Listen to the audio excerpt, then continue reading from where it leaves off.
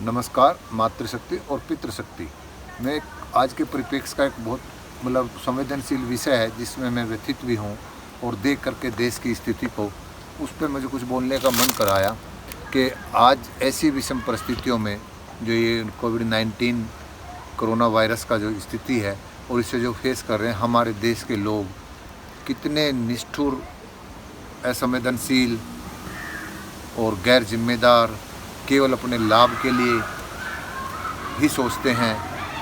उन सब उस इच्छाओं के और निष्ठुरता के लिए अगर दूसरा के मर भी जाए, पतन भी हो जाए, वो बर्बाद भी हो जाए, मानवता शर्मसार भी हो जाए तो उनको कोई फ़र्क नहीं पड़ता। उसके कुछ मुझे जो परिदृश्य दिखाई दिए उनको मैं आपको बताना चाहता हूँ। पता तो सबको ही है, लेकिन मैं उनको इकट्ठे करके आप मनुष्य को मनुष्यता के लिए एहसास कराने के लिए मेरे शब्दावली बोलने का मन कराया कि नंबर 1, जब ये कोरोना वायरस लॉकडाउन पीरियड शुरू हुआ और दिल्ली में इसका संक्रमण या इसकी वो जो ज़्यादा फैली, तो वहाँ के लोगों ने जो उनके यहाँ नर्सेज, डॉक्टर्स किराए पर रहते थे उन और कुछ ऐसे गरीब लोग जो उस समय पैसा नहीं दे सकते थे, उनके प्रति भी उन्होंने नज़रिया बदल दिया। तो पहले मैं डॉक्टर्स की बताता हूँ और नर्सेज की। जब उनको कहा कि वो हॉस्पिटल्स जाते थे और उनके ऊपर शंका करने लगे भाई ये कहीं संक्रमित होगा, हमें ना कर दें, जबकि अज्ञानता है कि जो व्यक्ति आपके अलग सेपरेट आवास में रहता है उससे आप थोड़ा वैसे ही फिजिकल डिस्टेंस तो हम रखते हैं और ज़्यादा रखते हैं, सैनिटाइजर वगैरह भी करके रखते हैं, वो सब कर रहे हैं। उसके बावजूद भी उनका इतना आत्मबल नहीं बढ़ा या उनकी संवेदना या वेदना इतनी ख़त्म हो गई कि उनको वहाँ अपने घर में उन्होंने रखने से मना कर दिया। उनको फिर गुरु गोविंद अपना बंगला साहिब गुरुद्वारा है दिल्ली में, वहाँ के जो लोग लाखों लोगों को खाना अभी भी खिला रहे हैं, उन लोगों ने उनके यहाँ अपने यहाँ उन्हें पनाह दी, आश्रय दिया और उनका सम्मान भी बढ़ाया।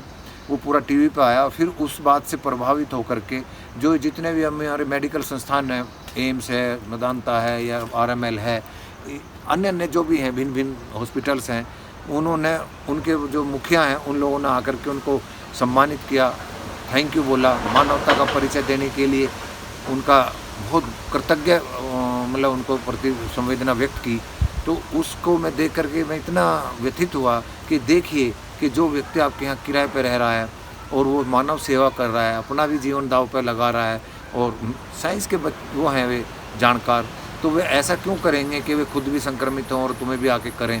अरे इतनी मानवता रख लेते, कुत्ते को भी जो अनजान बोलता जीव है उसको भी हम प्यार करते हैं और वो हमें भी प्यार करता है जब हमारे साथ रोटी भी खा लेता है, चाहे सड़क का कुत्ता हो।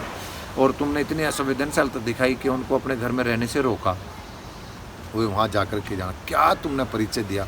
भारत की संस्कृति ऐसी थी क्या? हम तो जियो और जीने दो और बांट के खाने की, संकट के दौर को सबके साथ मिलकर करने की हमारी भावना रहती है। तुमने इतना भी नहीं देखा, कितने निष्ठुरता दिखाई। तो एक परिचय तो ये था।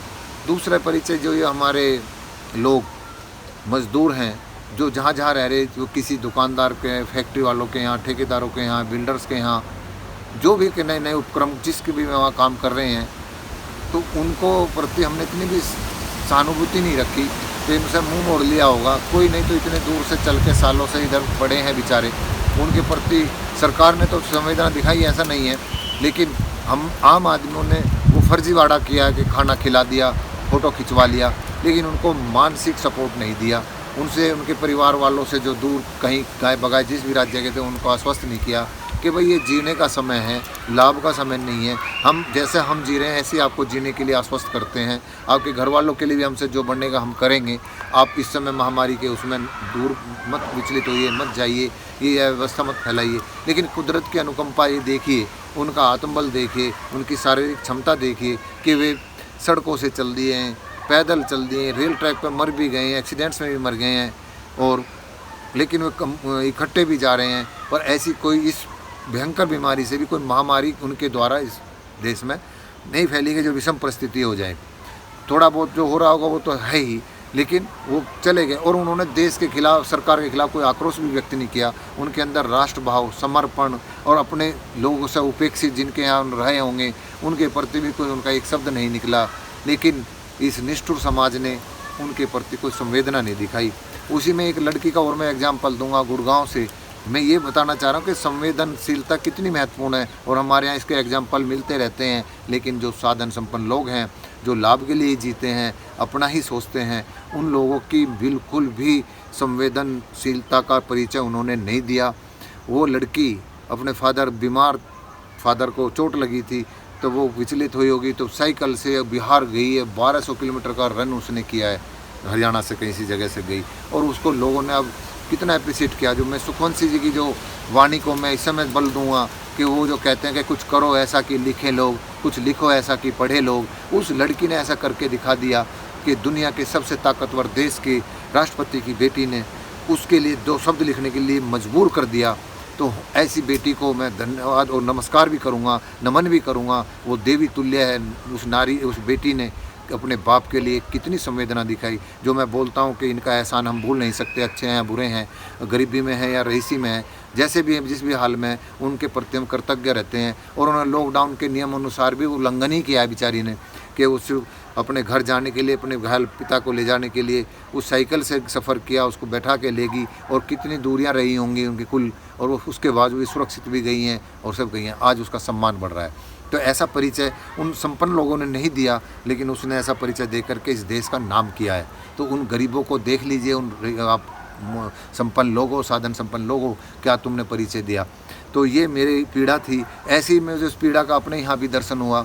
यहाँ पर भी लोगों ने जैसे डबल स्टैंडर्ड रखते हैं कि अपने लिए कुछ नियम, दूसरों अपने आप तो उल्लंघन करेंगे, लॉकडाउन का भी, उसमें जो ये बाहर के आने वालों का भी, लेकिन अगर कोई किसी के यहाँ आ जाता है तो उसको रोकने की कहते हैं कि आपने क्यों बुला लिया, क्यों कर लिया। तो मैं कहता हूँ कि भाई इतनी संवेदनशीलता हीनता मत दिखाइए कि जो व्यक्ति हमारे से टच में और सरकार के अनुसार, नियम अनुसार वो यहाँ आया है, सरकार ने छूट दी है और वो यहाँ आकर के अपने काम के लिए उसको क्वारंटाइन भी कराना पड़ा है। क्वारंटाइन होने के बाद भी इस कॉलोनी में हमारे प्रति उन लोगों ने नज़रिया बदल लिया जो कानून का खुद उल्लंघन कर रहे या इस नियमावली का उल्लंघन कर रहे थे या उनके साथ में थे।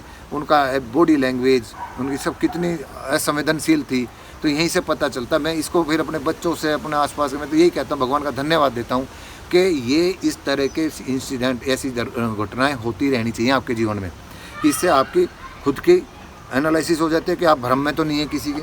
संबंधों का भी पता चल जाता है, कौन अपना है, कौन पराया है, कौन डबल स्टैंडर्ड है, कोई जो जैसा डी है सटीक है वो पता चल जाता है। तो मुझे इस कॉलोनी में अभी तक कोई ऐसा दर्शन नहीं हुआ जहाँ मैं रहता हूँ, लेकिन मुझे कोई हारने की ज़रूरत नहीं है क्योंकि मैं सत्य पर टिका हूँ और मैं सत्यता के लिए निर्भीक और बेबाक और निष्पक्ष और स्पष्ट भी रहूँगा। मुझे कोई डर नहीं लगता और मैं आज भी ऐसे ही सुरक्षित हूँ। वो हमारे एक किराएदार जो रहते थे वो 14 दिन उनको आज पूरे हो गए हैं और वो भी सुरक्षित है, हम भी सुरक्षित हैं, वे भी सुरक्षित हैं जो हमसे डर रहे थे।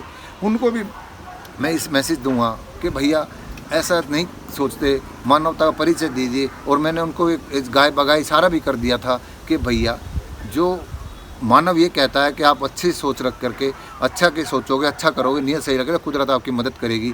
और हम तो उस नस्ल से और उस परिवार से हैं। हमारे तो बाबा जी भी फ्रीडम फाइटर है, देश की आज़ादी के लिए लड़ाई लड़ी है। मेरे फादर ने भी 2 देश की लड़ाई लड़ी है, 65 की भी, 71 की भी और 62 तीनों लड़ाई लड़ी हैं। तो हम तो उस परिवार से हैं जिन्होंने राष्ट्र के लिए समर्पण दिया, मानवता के लिए समर्पण किया है। मैं भी उसी से उसका हूँ। मैं अपने बच्चों को यही बोलता हूँ कि विपरीत परिस्थितियों में मजबूत बनिए। ऐसे नकारात्मक लोगों से बिल्कुल भी घबराइए नहीं, उनसे चौकस रहिए बस।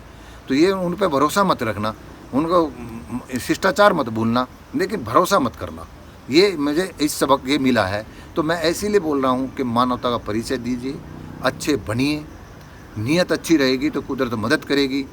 एक दूसरे का सहयोग करिए, एक दूसरे का मनोबल बढ़ाइए, कुदरत आपका स्वतः ही मदद करेगी। इन्हीं शब्दों के साथ मैं इस संवेदना को आज व्यक्त किया है। इसमें अगर कुछ और शब्द मुझे अच्छे लगेंगे या कुछ मुझे एक्सपीरियंस मिलेंगे, हाँ, इसमें एक मैं और जोड़ना चाह रहा था कि इसी दौरान जो मजदूर जा रहे थे, केंद्र सरकार ने रेल से उनको 3.5 घंटे पहले स्टेशन पर बोला और उनके रजिस्ट्रेशन हुई, तो सरकार ने उनको टिकट दिए 1200। तो लोगों ने उसमें भी बिजनेस किया, लाभ की सोचते हैं। ये कितनी संवेदनहीनता है कि एक आदमी, पैसा भी नहीं है सरकार दे, तो उसमें उन्होंने 2-2 हज़ार रुपये लेकर के टिकट उनके बुक कर दिए जो वहाँ मौके पे नहीं है। दलालों ने या उन्होंने, देखो दलाल सरकार के भी द्वारा बीच में जो लाइजनिंग करी होगी, तो कहीं ना कहीं तो लोग उठा, तो उनका इतनी संवेदना मर गई कि जो पहला आ गया उनको ना दे करके जिन्होंने पैसे दिए उनको बैठा दिया ट्रेन में, वे निशाए से लखा रहे हैं। तो यहाँ हर परिस्थितियों को कैश करना, मैं बार बार बोलता, बिजनेस में या व्यक्तिगत तरक्की के लिए हम कुछ भी किसी भी स्तर पर जा सकते हैं। तभी मैं बोलता हूँ, मेरे आसपास के लोग चिढ़ जाते हैं कि भारत का बिजनेस किसी की अज्ञानता, किसी की मजबूरी, संबंधों के आपसी संबंधों का लाभ उठाने का ही नाम बिजनेस है। व्यापार करना है, उसी से लाभ प्राप्त करना है। ये नहीं है कि हम अपने उस बिजनेस को करके लगा समाज में कुछ अच्छा सामान दें, मैसेज दें और अपना जीवन तो सुधारें, दूसरे को भी आगे बढ़ाने का या उनको अच्छी चीज़ देने का प्रयास करें, वो प्रभाव नहीं है। तो मैं ये बोलना चाह रहा था कि इतनी संवेदनहीनता कितनी हानिकारक है। जो मेरी इस वीडियो को सुने तो थोड़ा अपने अंदर मंथन करना, अगर आपके ऐसा आसपास ऐसा होता है तो उसे रोकिए और ख़ुद भी अपने आप को चेंज करिए। नमस्कार।